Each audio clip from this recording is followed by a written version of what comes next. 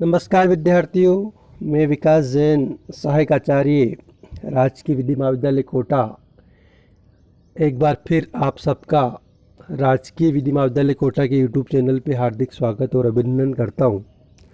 जैसा कि पूरे देश में कोरोना की दूसरी लहर चल रही है, इस लहर में हमको सावधानी भी रखनी है। अपनी स्वयं की सुरक्षा और अपने घर परिवार और पड़ोसी की सुरक्षा भी ज़रूरी है। इस संबंध में राज्य सरकार द्वारा और केंद्र सरकार द्वारा बार बार गाइडलाइन जारी की जा रही है कि मास्क, 2 गज की दूरी और हाथों को बार बार साबुन से धोना। इसी क्रम में आज हम बात करेंगे कॉन्ट्रैक्ट ऑफ पार्टनरशिप, भागीदारी की संविदा। सामान्यतः कई बार क्या होता है कि व्यक्ति अकेला कोई व्यापार नहीं कर पाता, तो वह व्यक्ति अन्य व्यक्ति के साथ मिलकर व्यापार करता है। सामान्य परिभाषा में ये भागीदारी कहलाती है। भारत में भागीदारी के संबंध में भारतीय भागीदारी अधिनियम 1932 बना, लेकिन इससे पूर्व भी आप अगर याज्ञवल्क्य की स्मृति में देखते हैं तो वहाँ पे भी भागीदारी के कुछ गुण मिलते हैं। उसमें लिखा है कि समवामेन वणिजा लाभाय कर्मे क्रूताम लाभा लाभो यथा द्रव्यम यथा वा सविदा कुर्तु। अर्थात व्यापारियों के समुदाय द्वारा लाभ प्राप्ति के लिए जब व्यापार किया जाए तो लाभ हानि का बंटवारा संविदा में वर्णित अनुपात में होगा।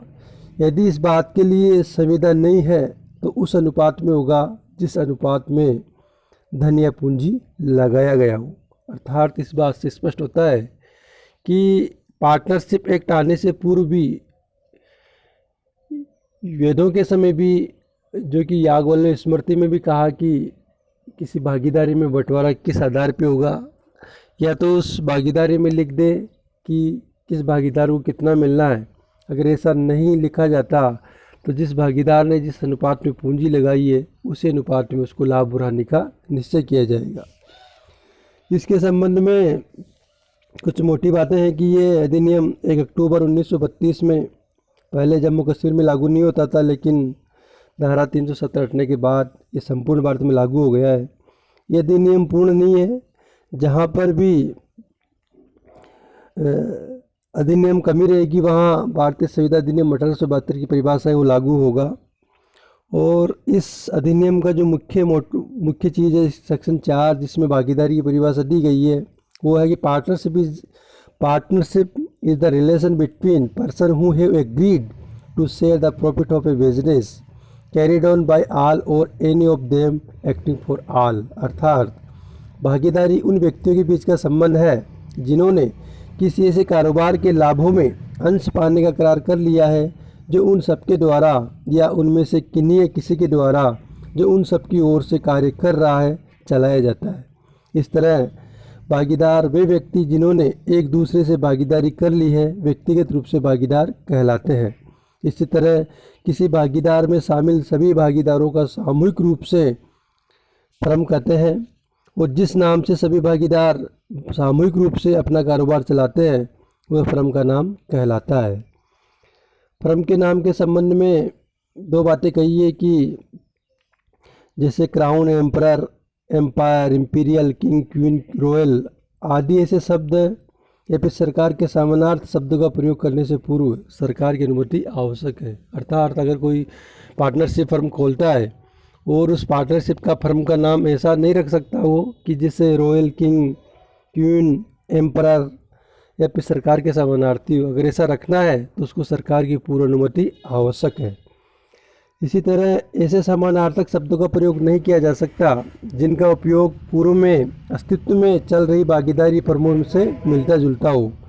ये ध्यान रहे कि केवल मिलते जुलते नाम के कारण ही उस फर्म पर कार्रवाई नहीं की जा सकती जब तक कपट करने का हास्य ना हो।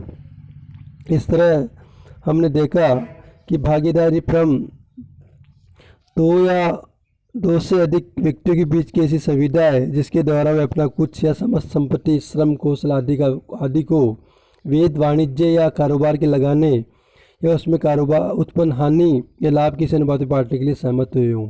यह परिभाषा पूर्व की परिभाषा है जो अब निरस्त कर दी गई है, इससे अब जो धारा 4 में परिभाषा दी है वही मान्य है।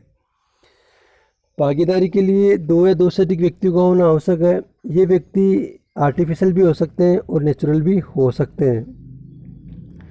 सभी व्यक्ति प्राकृतिक व्यक्ति हो, विधिक नहीं। अर्थात भागीदारी के लिए नेचुरल पर्सन ही आवश्यक है, आर्टिफिशियल पर्सन की आवश्यकता नहीं है। अर्थात नेचुरल पर्सन ही भागीदारी फर्म का गठन कर सकते हैं। सभी व्यक्ति सक्षम होनी चाहिए। जैसा मैंने पूर्व भी कहा कि 1872 का जो भागीदारी अधिनियम है उसके कॉन्सेप्ट स्वतः लागू हो जाएंगे। उसकी धारा 11 के अनुसार कोई भी व्यक्ति कॉन्ट्रैक्ट करने के लिए स्वस्थ चित्त, साउंड माइंड और मेजर होना चाहिए। तो भागीदारी फर्म के लिए भी जो भागीदार होगा वो साउंड माइंड और मेजर होगा। लेकिन इसका एक अपवाद है कि धारा 30 अन्य सब भागीदारों की सहमति से लाभ के लिए किसी माइनर पर्सन को भी भागीदारी फर्म में भागीदार बनाया जा सकता है। दूसरा इसका आवश्यक तत्व है भागीदारी का निर्माण करार से हो, परिस्थिति से नहीं। अर्थात इस परिभाषा में इस बात पर विशेष बल दिया गया है कि 2 या अधिक व्यक्तियों के बीच करार द्वारा ही भागीदारी का निर्माण होता है। भागीदारी की प्रकृति कॉन्ट्रेक्चुअल है। इसी बात को धारा 5 में और अधिक स्पष्ट करती है कि the relation of partnership arise from contract and not from status. मतलब जैसे संयुक्त हिंदू परिवार होता है, वहाँ किसी बच्चे के जन्म होते ही परिवार का सदस्य हो जाता है। उसी की मृत्यु होते ही या किसी महिला की गुड़िया की शादी होते ही वो उस संयुक्त हिंदू परिवार से पृथक हो जाती है। ऐसा भागीदारी फर्म में नहीं है। भागीदारी फर्म के लिए कॉन्ट्रेक्चुअल अर्थात कॉन्ट्रैक्ट होना अति आवश्यक है।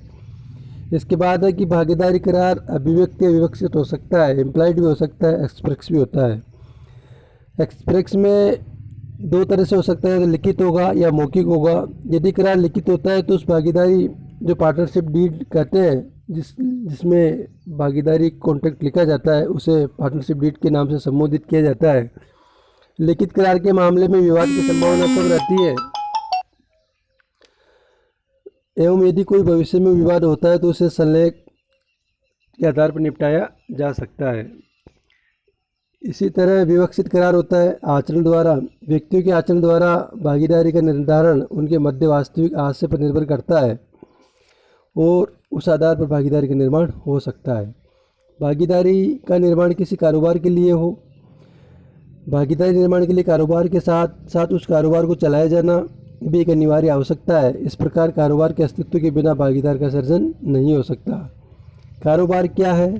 तो भागीदारी अधिनियम की धारा 2B में कारोबार की परिभाषा दी है कि business, the term business include every trade, occupation and profession. अर्थात कारोबार, व्यापार, उपजीविका और वृत्ति, ये तीनों ही कारोबार की परिभाषा में सम्मिलित किया जाता है। चौथा इसमें आवश्यक तत्व है कि सभी भागीदारों का आज से उस कारोबार के लाभों में अंश पाना है। भागीदारी के लिए केवल कारोबार का अस्तित्व होना ही पर्याप्त नहीं है, अपितु इसके निर्माण का आज से लाभ कमाना तथा उस लाभ का सभी भागीदारों में बंटवारा किए जाने का आज से होना भी एक अनिवार्य आवश्यकता है। किंतु भागीदार उस लाभ को कैसे, कब और किस अनुपात में बांटेंगे, इस मामले में वो पूर्ण स्वतंत्रता है। भागीदार जैसा चाहें इन मामलों में लिखित या मौखिक करार द्वारा पारस्परिक समझौते कर सकते हैं। भागीदारों में लाभ का हिस्सा का निर्धारण समान अनुपात में या तो इक्वल रेशो हो, अनइक्वल रेशो हो या कैपिटल रेशो हो, ये किसी अनुपात में हो सकता है। यदि पारस्परिक अभिव्यक्त करार न हो तो समान अनुपात में लाभ का बंटवारा किया जाएगा। एक महत्वपूर्ण बात है कि लाभ के में हिस्से का बंटवारा किया जाए अनिवार्य, हानि को बांटने का करार होना आवश्यक नहीं है। अतः भागीदारी में कोई भागीदार ऐसा भी हो सकता है जो हानि के लिए उत्तरदायी न हो, केवल लाभ में हिस्सा ही प्राप्त करे। लेकिन यदि विपरीत समझौता नहीं है तो प्रत्येक भागीदार हानि के लिए भी समान अनुपात में उत्तरदायी होगा। इसके अलावा प्रत्येक भागीदार दोहरा चरित्र रखता है।